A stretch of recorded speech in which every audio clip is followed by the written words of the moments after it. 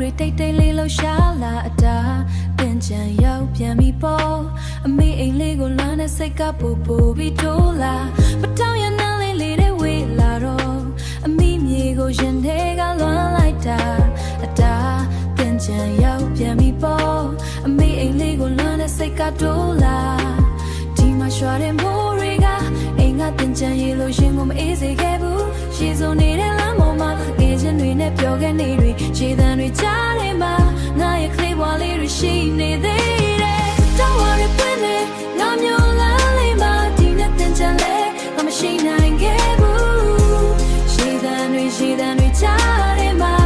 တယောက်ယောက်တယောက်လို့ပဲဖြစ်ဖြစ်အတိုင်းတစ်ခွက်လုံးငါဘက်ကိုလမ်းမပေးပါအဝေးကလည်းလမ်းလေးကိုအလန်းတွေနဲ့ပဲဆက်ရှောင်နေရစေ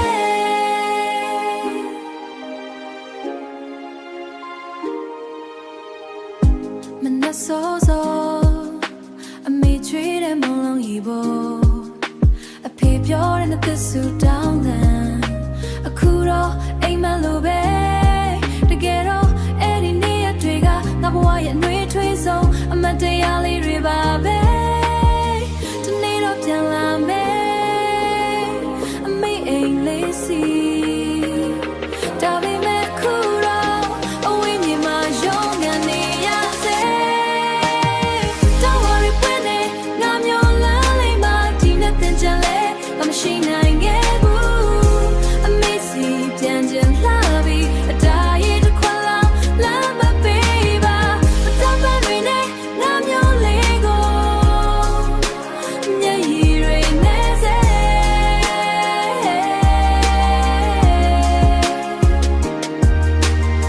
ဒီနေ့တော့